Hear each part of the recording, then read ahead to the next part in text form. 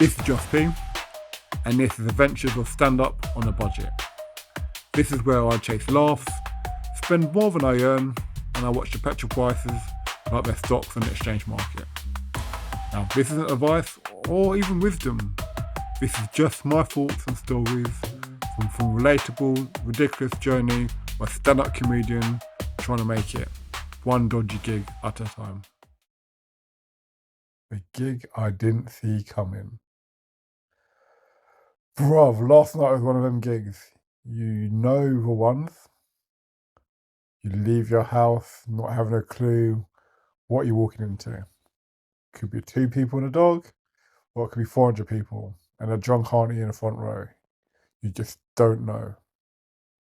This evening, I pulled up to the venue thinking, please let this be a proper setup. And to be fair, it looked good. Like suspiciously good.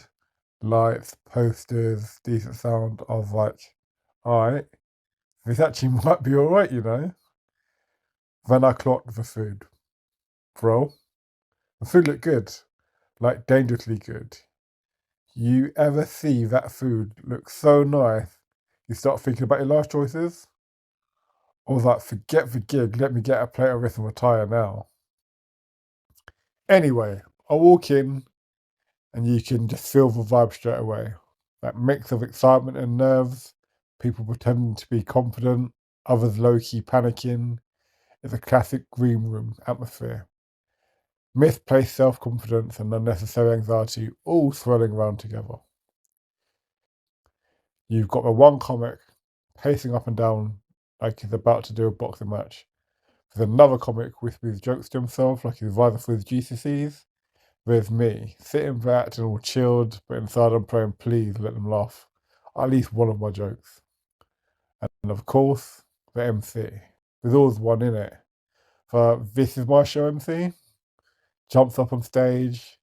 All right, people, how you doing, you cunts? You ready for the next act? The crowd goes, yep. And he goes, cool. But before that, and then he does 5 minutes of his own material. Fam, he was up there like he was auditioning for Live at Apollo. But I can't lie, the gig was such a vibe. As soon as I hit the stage, I felt it, proper energy, good crowd, familiar faces nodding along, and the laughter started coming early.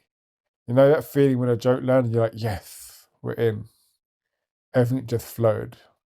And after a couple of people came up saying nice things, one person even said to me, yo, you're my second favourite comedian of the night, which is British compliment. A bit like saying, you're good, but not as good as the ones on TV.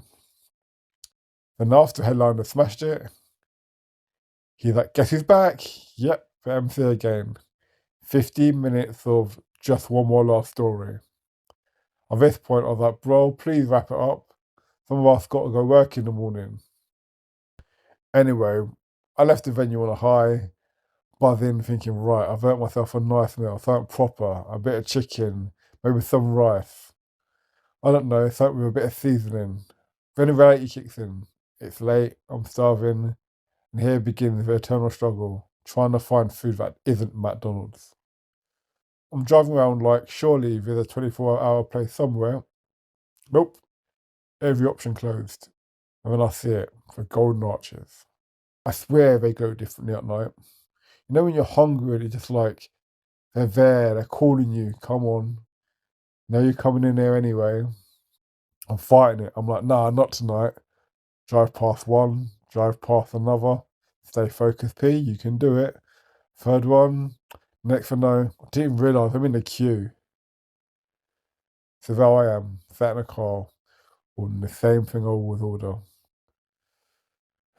Fries and a milkshake.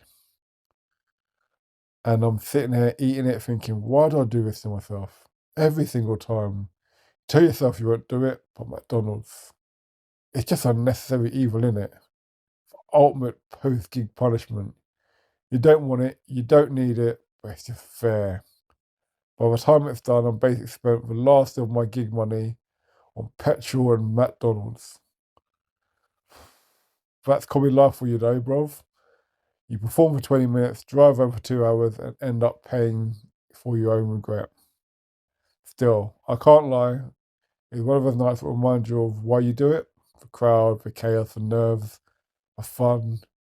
You walk in not knowing what to expect, but when it hits, yeah, it hits. And that's it, my friends. Gig I didn't see coming.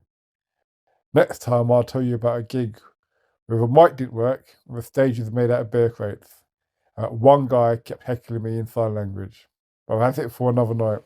Just pee out.